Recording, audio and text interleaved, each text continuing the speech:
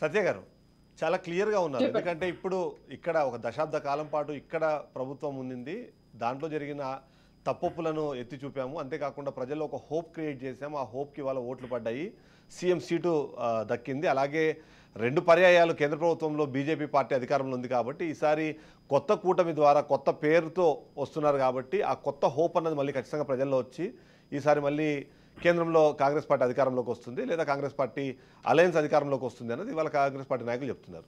మీరు ఎలా చూస్తారు?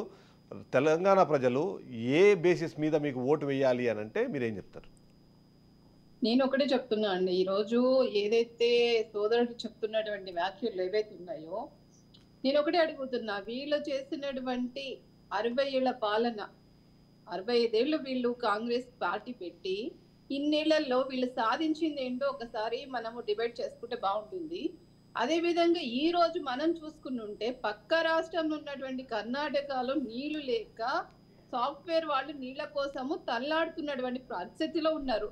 ఎందుకంటే అక్కడ చెరువు కడలు కబ్జాలు అయినాయి, అక్కడ ఉన్నటువంటి చిన్న చిన్న నింకుడు గుంతలు లేవు, అక్కడ ఎలాంటి ఒక సదుపాయాలు లేకున్నటువంటి ఒక రాష్ట్రము. కర్ణాటక గురించి మనం మాట్లాడదాం సత్య గారు, కర్ణాటక గురించి మాట్లాడదాం. ఫస్ట్ తెలంగాణ రాష్ట్రంలో తెలంగాణలో అధికార మార్పిడి జరిగినట్టు అలాంటి దృష్టి ఉన్నప్పుడు ఈ రోజు మన తెలంగాణలో 6 గ్యారెంటీలు అని చెప్పి బస్సు ఫ్రీ అని చెప్పుకుని అదొక్కటి చూపిస్తే ఆ బస్సు ఫ్రీ వల్ల ఈ రోజు ఎంత మంది విద్యార్థులు ప్రాణాలు కోల్పోయారో లిస్టు మన దగ్గర ఉందండి.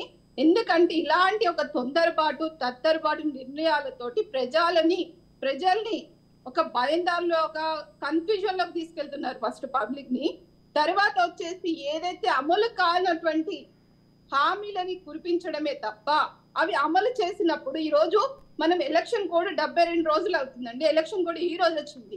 అంతకుముందు ధరణి గురించి ఏం చేస్తారండి? అంతకుముందు ఉద్యోగాల గురించి ఏం చేస్తారండి? అంటే హరిబరిగా హామీలు ఇవ్వడము, గ్యారెంటీలను చెప్పుకోవడం తప్ప దాన్ని అమలు చేయడానికి దానికి ఇంత స్థాయి వరకు వెళ్ళడంలో వీళ్ళు విఫలం అన్నది ఈ 100 రోజుల్లోనే కనిపిస్తుంది.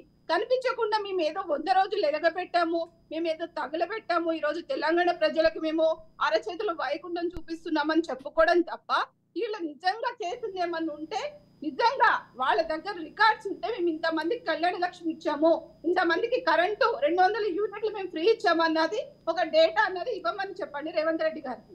ఈ రోజు సీఎం గారు భూమంట అంటే ఢిల్లీకి పరిగెట్టి సోనియమ్మ గాంధీని ఆవిడ ఒక త్వరలోనే గడుపుతున్నటువంటి దాఖలాలు ఉన్నాయి ఈ రోజు సీఎం గారి దగ్గర. ఎవరికి అందుబాటులో లేరు.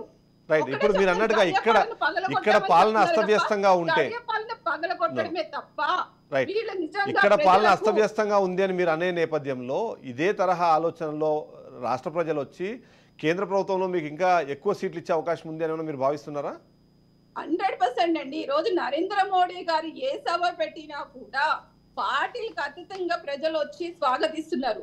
ఎందుకంటే గత ప్రభుత్వాలతోటి విసిగిపోయినటువంటి జనాలు, పబ్లిక్ కావచ్చు, విద్యార్థులు కావచ్చు, రైతులు కావచ్చు, ఈ రోజు చిన్న చిన్న ఉపాధి చేసుకుంటున్నటువంటి మహిళలు కావచ్చు, ఎవ్వరు కూడా ఈరోజు నరేంద్ర మోడీ గారిని నమ్మే పరిస్థితి ఉంది తప్ప ఈరోజు కాంగ్రెస్ ని మళ్ళీ గుర్తు చేసుకుని ఒకప్పటి ఊచకోత కోసినటువంటి రోజులు మళ్ళీ తెచ్చుకోవాలన్న ఆలోచనలు అయితే ఈ రోజు ప్రపంచం అన్నది లేదు.